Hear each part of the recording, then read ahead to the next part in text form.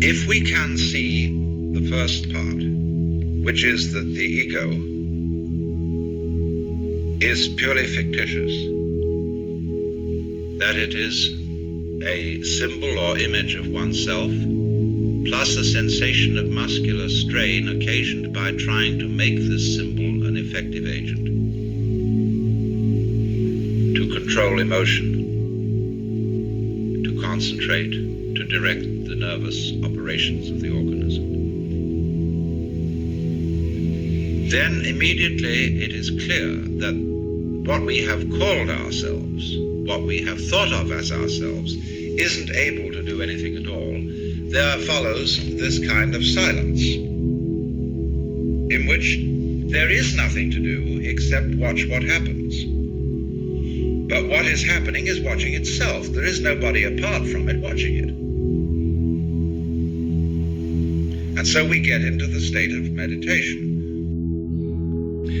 So then the next problem that arises is, well, what about all the other illusions?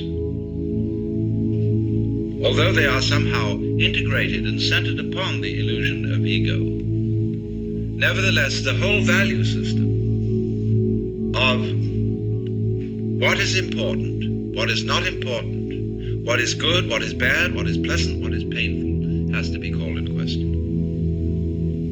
Not in order to destroy the whole value system, but in order to see it for what it is. And that's where we will object and say, well, surely that's a colossally difficult task, because we are so long habituated to it. And we have been taught to believe that the longer we have been habituated to something, the more difficult it is to change it. That is true if you believe it. And if you don't, it isn't. That when anything is to be done, it should be done immediately, without thinking it over in advance. Act at once. And you find that characteristic of people trained in Zen. They always act immediately. Then we get to this. What we are aware of is a complex of vibrations. The ego is a mere construct. So can you get back again to recollecting from childhood your pleasure in events that from your present point of view you would call entirely meaningless? Because every vibration that's possible implies all the others. And so likewise with a candle flame, with a reflection, with grain in wood, anything can, from this child point of view, be completely fascinating. Nirvana means in Sanskrit, blow out. That is, exhale the breath. The opposite, desire, is to breathe in. Now, if you breathe in and hold it, you lose your breath. But if you breathe out, it comes back to you. So the principle here is, if you want life, don't cling to it. Let go. But the problem is, if I desire not to desire, is that not already desire? How can I desire not to desire? How can I surrender myself when myself is precisely an urge to hold on, to cling to life, to continue to survive? I can see rationally that by clinging to myself, I may strangle myself. It's here like the air. All you have to do is receive it. Behind the ego, there is the Atman, the inner self, the inward light, as Quakers would call it, the real self, the spirit, which is substantially identical with God. So you've got to meditate in such a way that you identify with your higher self. How do you do that? Well, you start by watching all your thoughts very carefully, watching your feelings, watching your emotions, so that you begin to build up a sense of separation between the watcher and what is watched. so that you are, as it were, no longer carried away by your own stream of consciousness. You remain the witness, impassively, impartially, suspending judgment and watching it all go on. The religious game is simply a refined and highbrow version of the ordinary game. We're always finding a way to be one up. And by the most incredibly subtle means. And you say, I realize I'm always doing that. And tell me, how do I not do that? I say, why do you want to know?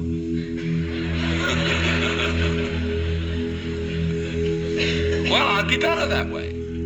Yeah, but why do you want to be better? You see, the reason you want to be better is the reason why you aren't. The ego. Kindly let me help you or you'll drown, said the monkey, putting the fish safely up a tree.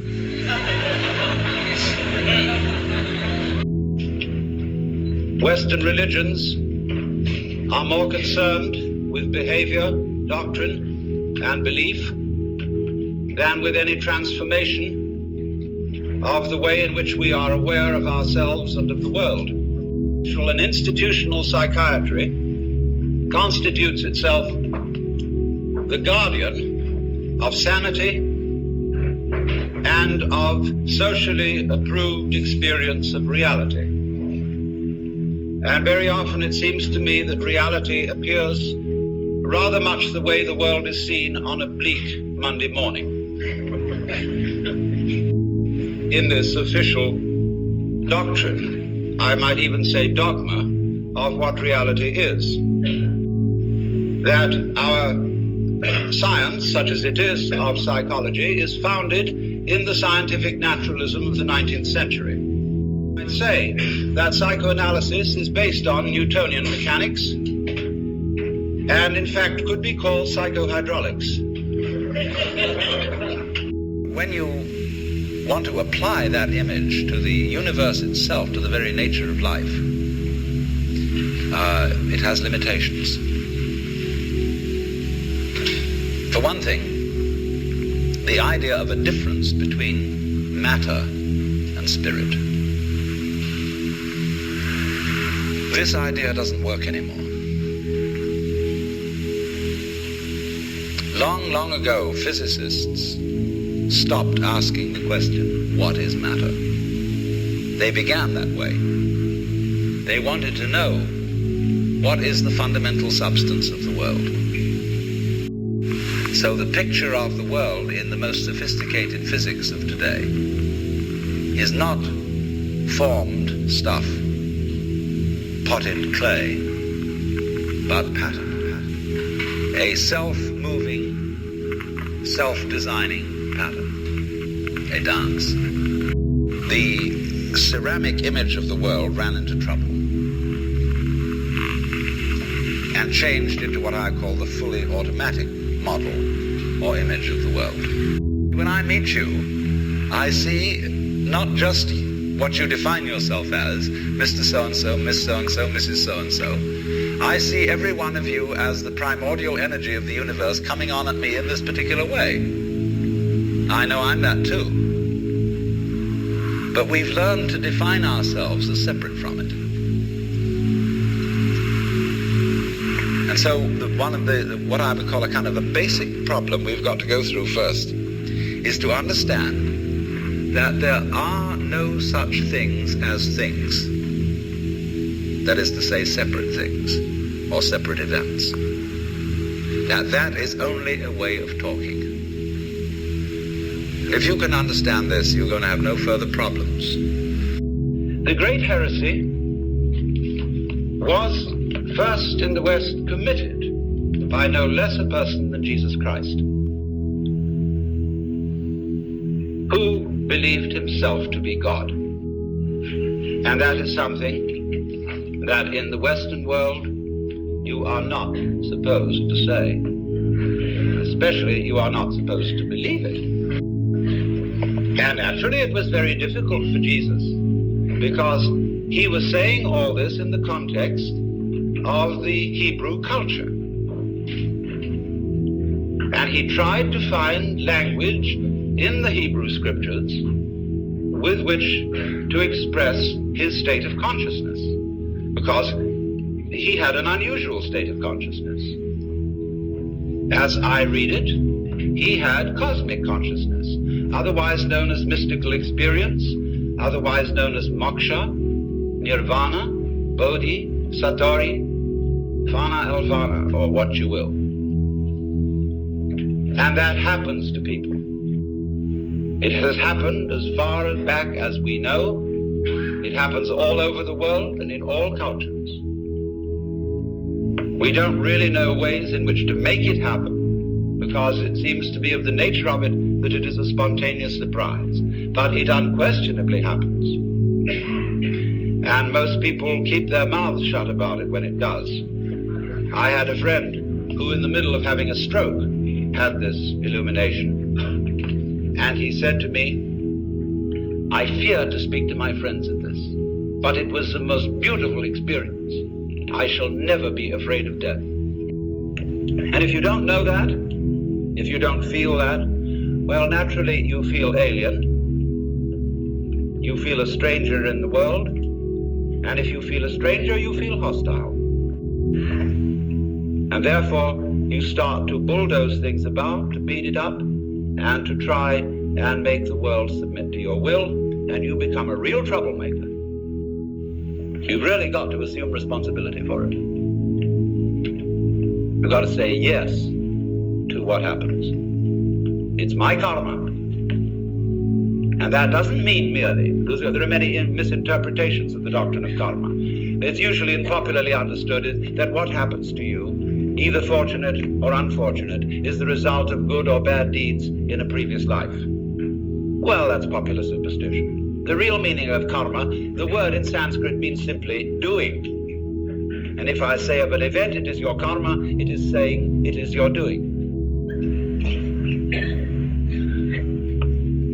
So, when somebody speaks as an authority, that means speaks as the author. That's all it means. It's a statement of which you are the author, and therefore for which you assume responsibility. That is to speak with authority. And to be original is likewise not to be freaky, but to speak from the origin. So the gospel of Jesus, which of course was hushed up from its inception, was that wake up everybody and find out who you are. And he was accused of blasphemy. The Jews took up stones to stone him, you know. And he said, many good works have I shown you from the Father, and from which of these do you stone me? And they said, for a good work we don't stone you, but for blasphemy, because you being a man make yourself God. Now listen to the reply. He said, is it not written in your law, I have said ye are gods? And if that is what the scripture says, it can't be denied. So why do you tell me I blaspheme because I say I am a son of God? No answer. Because I said I am a son of God. It doesn't say that in your King James translation. It says I am the son of God. And you'll see the "the" italicized, and you will think that that is for emphasis if you don't realize that passages in italics in the King James Bible are interpolations by the translators. In Greek, leaving out the definite article is equivalent of having the indefinite article. Oios to theou is a son of God, not oios to theou. So, son of, in Hebrew and in Arabic, means of the nature of. When we call someone a son of a bitch, we mean bitchy. And so if you call someone a son of God, you mean divine. Of the nature of God. As the Nicene Creed subsequently defined it, he is of one substance with the Father.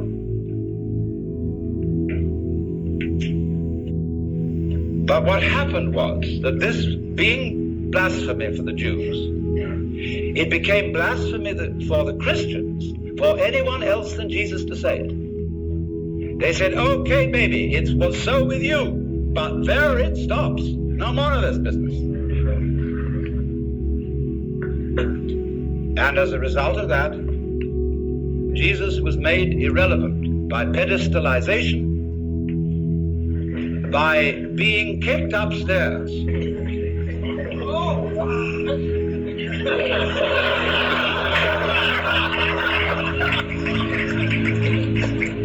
In spite of the fact that he said, greater works than these that I do shall you do.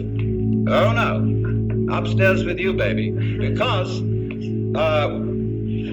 we just can't have that sort of thing going on in a monarchical universe. We're not going to have democracy in the kingdom of heaven. So, this is why the gospel is impossible, because we are supposed to follow the example of Christ, where he says, for example, be not anxious for the morrow. Do not worry about what you shall eat, what you shall drink, and what you shall wear. God will take care of you. Doesn't he take care of the birds? Don't the flowers grow? They're wonderful. They're crazy. They're great. What are you worrying about? I've never heard a sermon preached on that. Never. Because it's totally subversive. The economy would crash.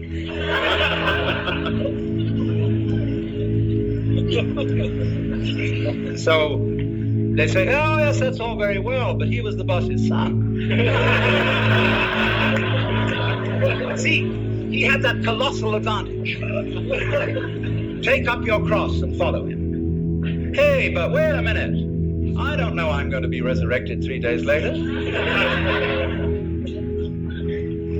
I can't do all those miracles. He had an unfair advantage. So how can you ask us to follow the example of Christ? But supposing he didn't have an unfair advantage, supposing that what was true about Jesus as a Son of God is true of us, only a few of us know it. And we are pretty careful to be quiet about it, lest the same thing happen to us as happened to Jesus. And indeed it often does. And you know, you get these people from Arkansas or Texas or anywhere in the Bible Belt who never heard of the Upanishads. And they have this cosmic consciousness experience. And they realize that that's what happened to Jesus. They say, I'm Jesus, come back. Well, everybody says to them, you aren't Jesus. It's pretty obvious you're not Jesus. You're just Joe Dogs. Well, he says that's what they said about Jesus. He has a perfect argument, except they say you're not much of a Jesus. They say, all right, if you're Jesus, command that these stones be made bread. And he says, a wicked and deceitful generation seeketh for a sign, and there shall no sign be given.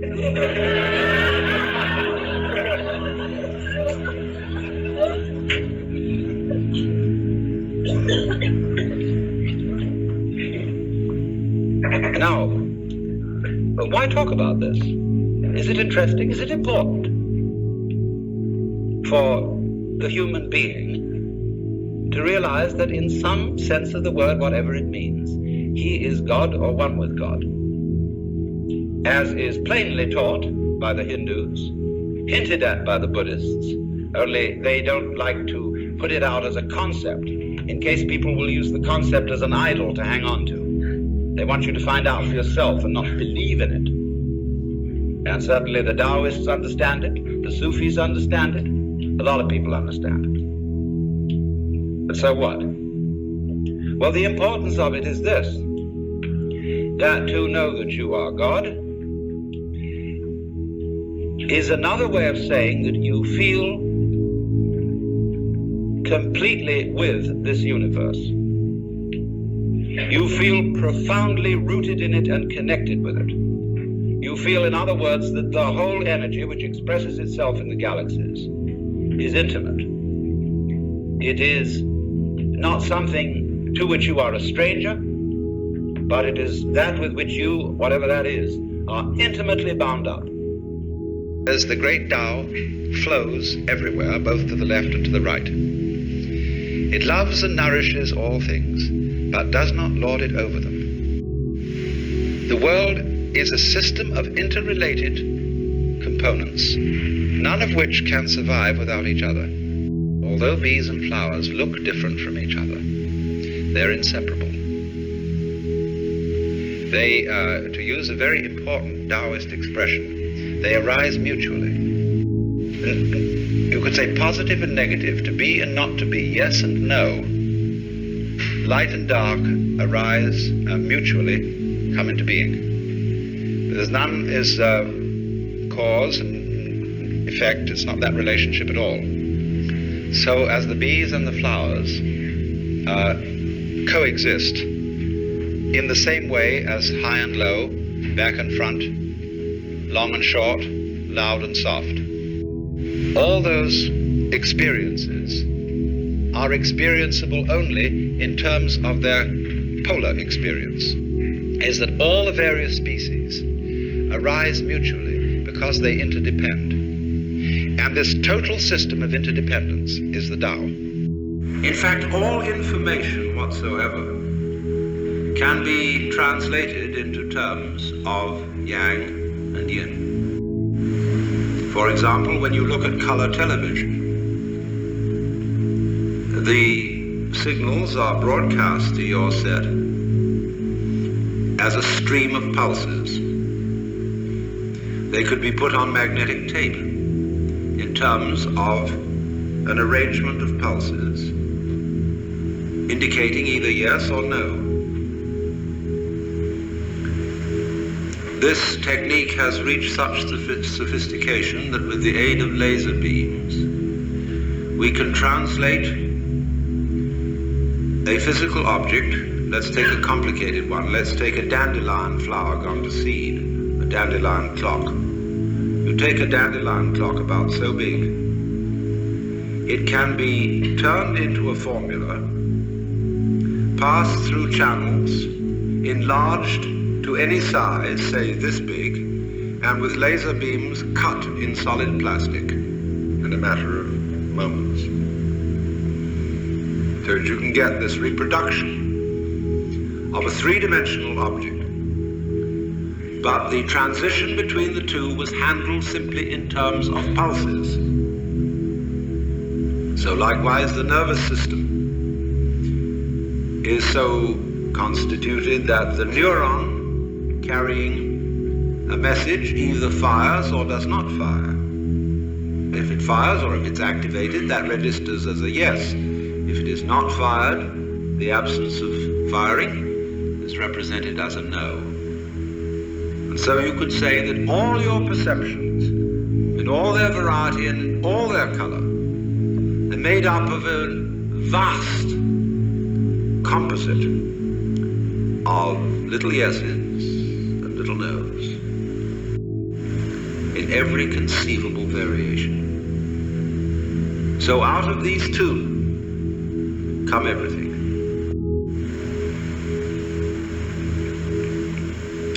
Yang means the positive and yin the negative.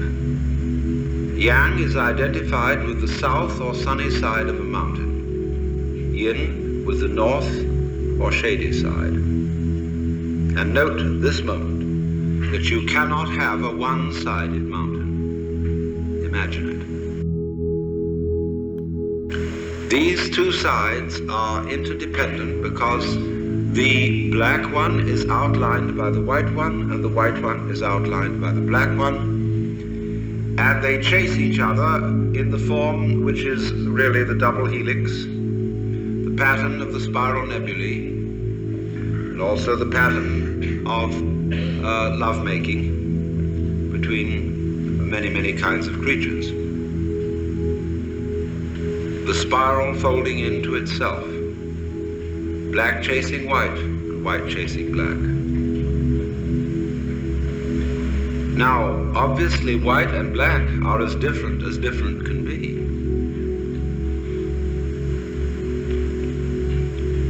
When we say of someone that he's an awful liar and a con man, you say, why, he could prove it to you that black was white. But strangely enough, black is white in a certain sense, and white is black. If you take the copulating word is to mean implies, because black implies white and white implies black, or positive implies negative and negative implies positive, because you can't have the one without the other.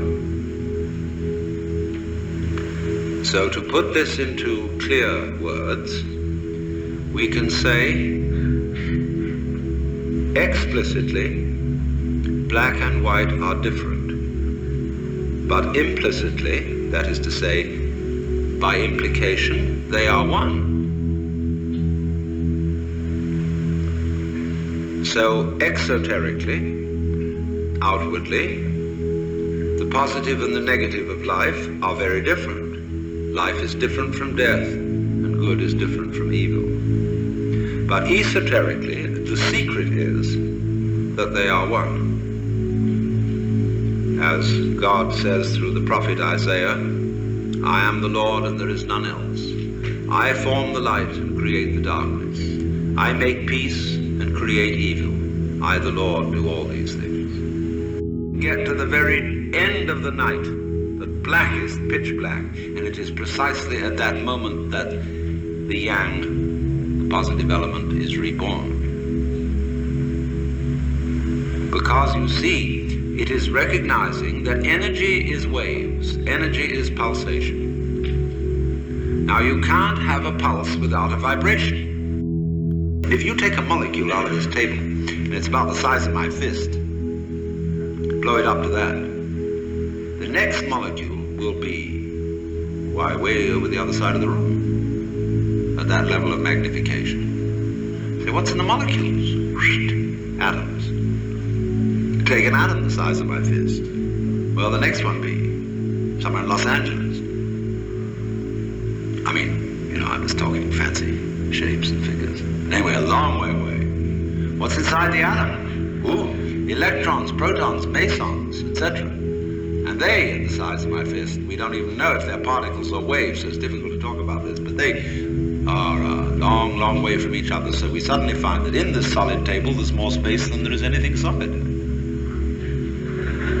There's a little bit of solid, but as you ferret it out, you go step down, it's like approaching a limit in mathematics. When you have a curve sweeping towards an axis, supposing it's an asymptotic curve, it's always getting nearer and nearer and nearer to that axis, but never actually collides with it. So we get nearer and nearer as we study substance. We get nearer and nearer to finally, what is the shell round the emptiness? We get nearer, we never quite catch it. Solid disappears into space, as at this level of magnification, the space has disappeared into the solid. See, if I just have one finger, or a better illustration, if I take a lighted cigarette in the dark, I've just got one point, but I whiz it around and you see a continuous circle. That's how you see a solid table. Because everything's going zurp so fast that your eye can't catch the spaces between. Looking at things from one point of view, we find a lot of emptiness. Looking at them from another point of view, we find a lot of solid. But what you have to realize is that the solid is based on the emptiness just as much as the emptiness is based on the solid. So don't be afraid of nothing. Sensation is simply awareness of contrast.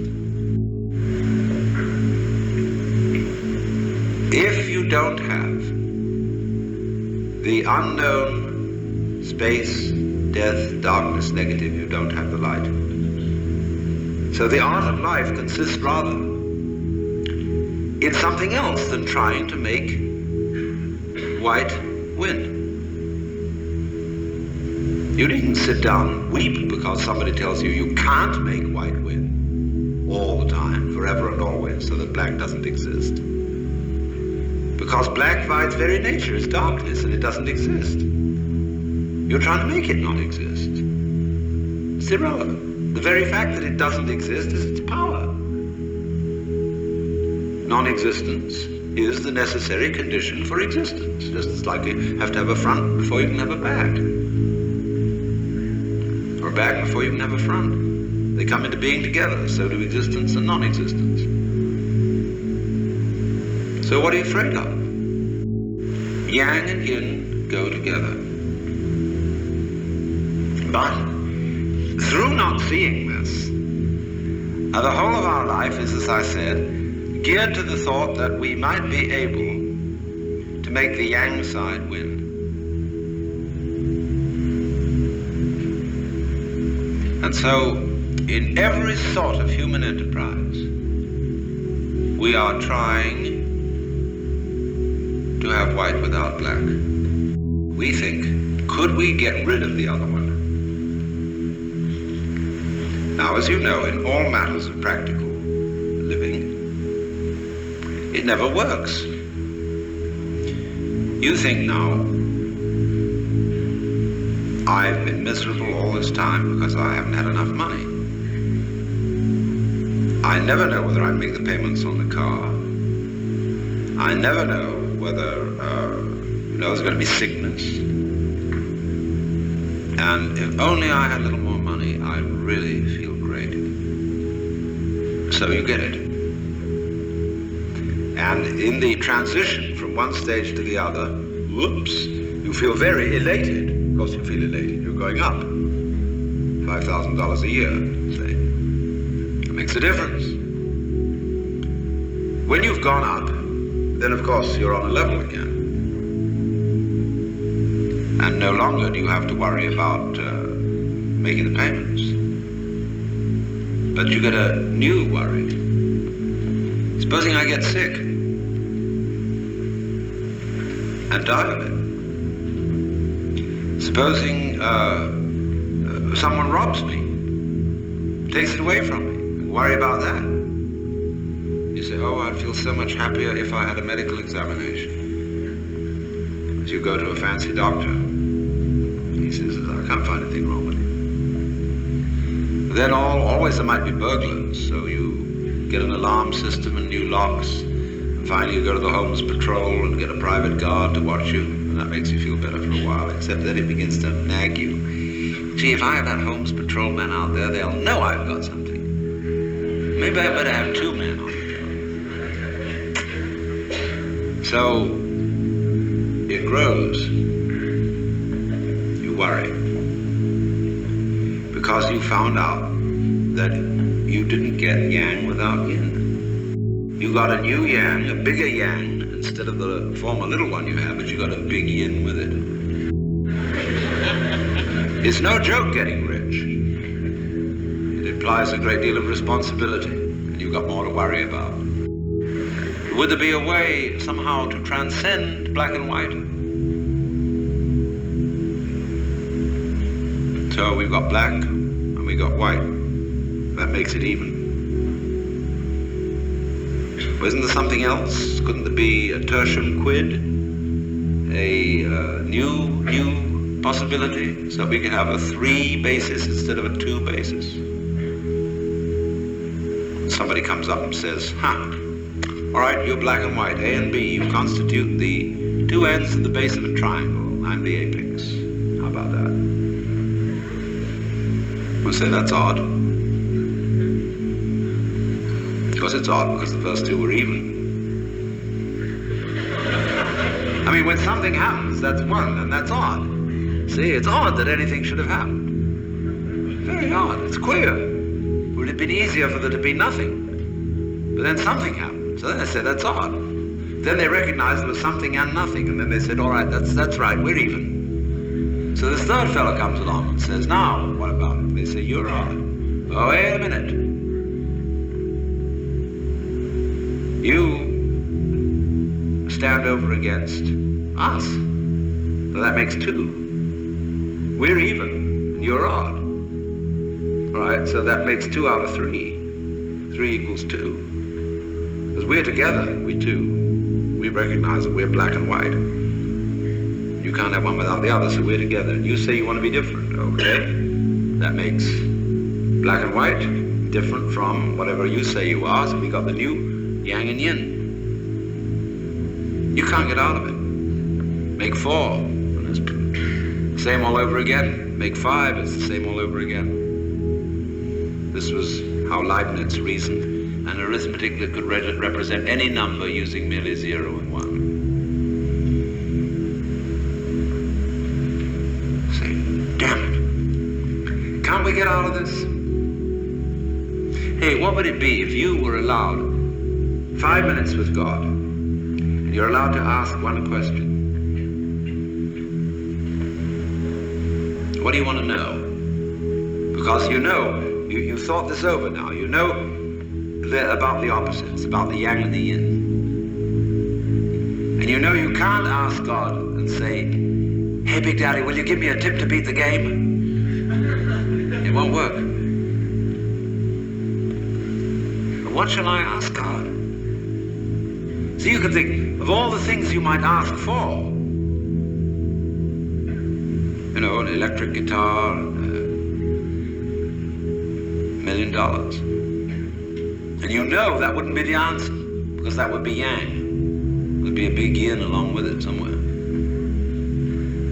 I don't know what to ask. So you go in and say, God, beyond positive and negative, what is reality? God says, my child, your question has no meaning.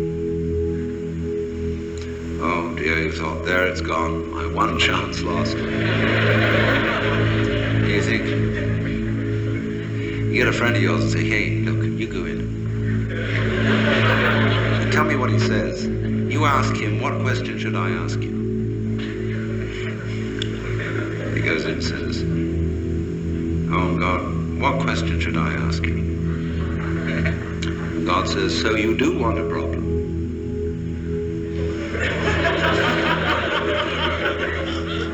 I say, well, this other, I'd like to manage it.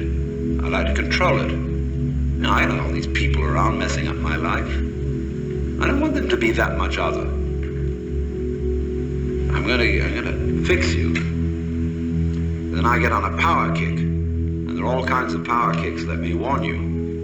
It's not just politics and economics and business. The worst power kicks are spiritual. Like astrology. You'd like to know the future? Would you really? It's a power kick to know the future so that you can control it. No surprise. If you know the future, it's already past. Then you have to realize that all memory is an illusion, that there is nothing except the present moment. And that there is no future, as equally no past. And then you're liberated. But when you get liberated, you have to come back in and play memory again. There's a cleaning process. In other words, you wipe off the blackboard, and then you start writing again. And then you wipe it off, and then you start writing again. And this is the process whereby life is kept going. We think of time as a one-way motion, from the past, through the present, and on into the future. And that carries along with it another impression, which is to say that life moves from the past to the future in such a way that what happens now and what will happen is always the result of what has happened in the past. Draw your attention to a fallacy in the very common sense idea of causality. That events are caused by previous events, from which they flow or result necessarily. To understand the fallacy of that idea, we have to begin by asking, what do you mean by an event? Let's take the event of a human being coming into the world. Now, when does that event begin? Does it occur at the moment of parturition, when the baby actually comes out of its mother? Or does the baby begin at the moment of conception? Or does the baby begin when it was an evil gleam in its father's eye? Or does a baby begin when the spermatozoa are generated in the father, or the ovum in the mother? Or could you say a baby begins when its father is born, or when its mother is born? All these things can be thought of as beginnings. But we decide, for purposes of legal registration, that a life begins at the moment of parturition, and that is a purely arbitrary decision. And it has validity only because we all agree about it. Let me show you the same phenomenon in the dimension of space instead of the dimension of time. Let's ask, how big is the sun? Are we going to define the sun as limited by the extent of its fire? That's one possible definition. But we could equally well define the sphere of the sun by the extent of its heat.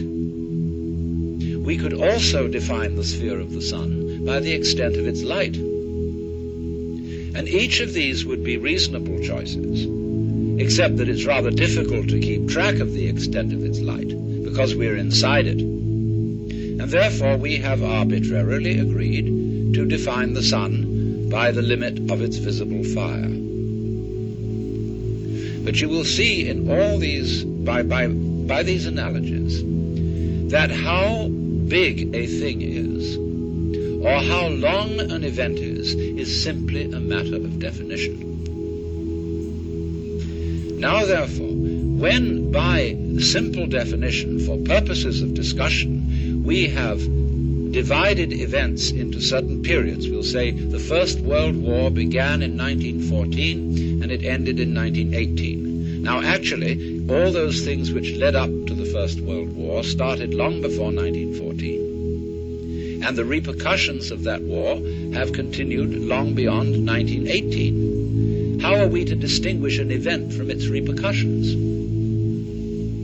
So you will see that because we have divided events from one another in this arbitrary way, we do that, and then we sort of forget we did it.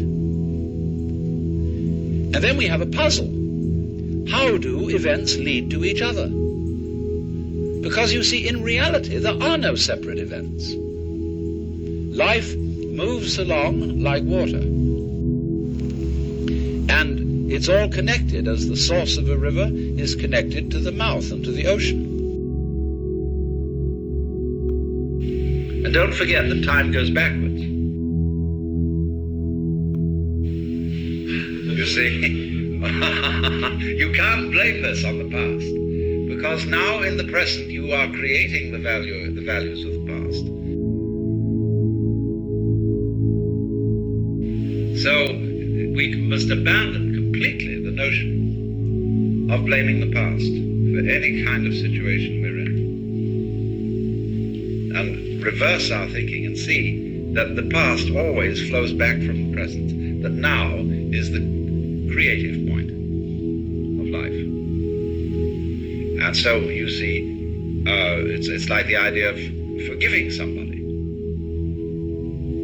You change the meaning of the past by doing that. It's like also when you watch the flow of music. The melody, as it is expressed, is changed by notes that come later. Just as the meaning of a sentence, especially, say, take German or Latin, where there's the convention of placing a verb at the end of a sentence, you wait, in other words, till later to find out what the sentence means, according to our way of feeling it. So it is also in our language, if I say I love you, you don't know, when I've said I, what I is doing. I could say I hate you. So we don't know until later. So in other words, the word love or the word hate changes the function of the word I. And then I was going to say, I love flowers. No, but I love you. You see? And so the word later changes the meaning of those that go before. The present is always changing the past. But you see, it works like this.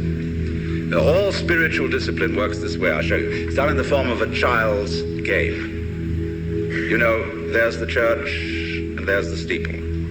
Open the door and there are the people. And here's the parson going upstairs, and there he is saying his prayers. Catch him, catch him, catch him, catch him, catch him. You never can, because the would-be catchy is the catcher.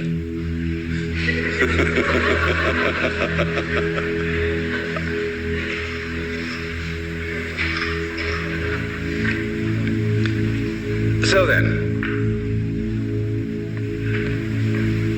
that's like desiring not to desire.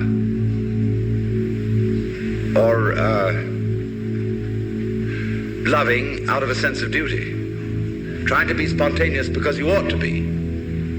See? All that is nonsense. Lifting yourself up by your own bootstraps. So when you see that that's nonsense, there naturally comes over you a quietness. In seeing that you cannot control your mind, you realize there is no controller. What you took to be the thinker of thoughts is just one of the thoughts. What you took to be the feeler of the feelings, which was that chronic muscular strain, is just one of the feelings. What you took to be the experiencer of experience is just part of the experience. So there isn't any thinker of thoughts, feeler of feelings. We get into that bind because we have a grammatical rule that verbs have to have subjects. And the funny thing about that is that verbs are processes and subjects are nouns, which are supposed to be things. How does a noun start a verb? How does a thing put a process into action? Obviously it can't.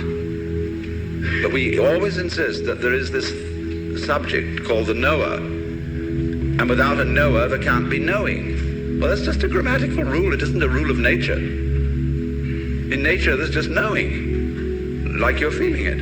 And I have to say you are feeling it as if you were somehow different from the feeling. When I say I am feeling, what I mean is there is feeling here. When I say you are feeling, I mean there is feeling there.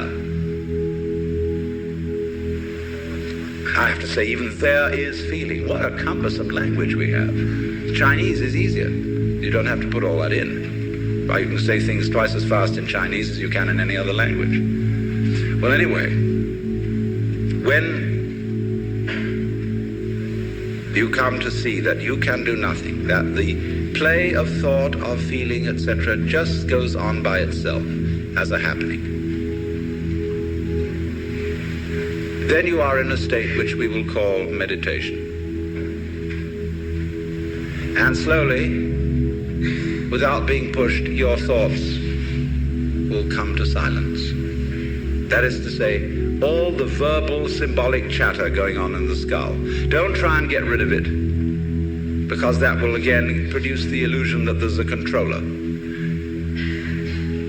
Just, it goes on, it goes on, it goes on, and finally it gets tired of itself and bored and stops. And so then there's a silence. And this is a deeper level of meditation. And in that silence, you suddenly begin to see the world as it is.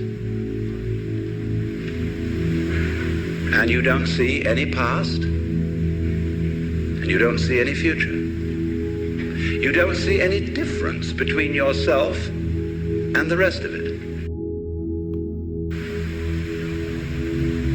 So, we find, if I've got to put it back into words, that we live in an eternal now. You've got all the time in the world, because you've got all the time there is, which is now. And you are this universe. And you feel A strange feeling when ideas don't define the differences. You feel that other people's doings are your doings. And that makes it very difficult to blame other people. Suddenly discover that yourself is bigger than you thought it was. It includes the other. And you can't do without it. This brings about a fundamental change in the understanding of the meaning and nature of self. And thereupon, there become a change of attitude to other people, even if you continue with some formal opposition to them and disapproval of them. When then you are honestly clear with yourself what you like and what you dislike, and then at the same time yourself begins more and more to include things that were hitherto defined as being not yourself, your love, which is what you are, begins to express itself quite naturally and unaffectedly in a wider way.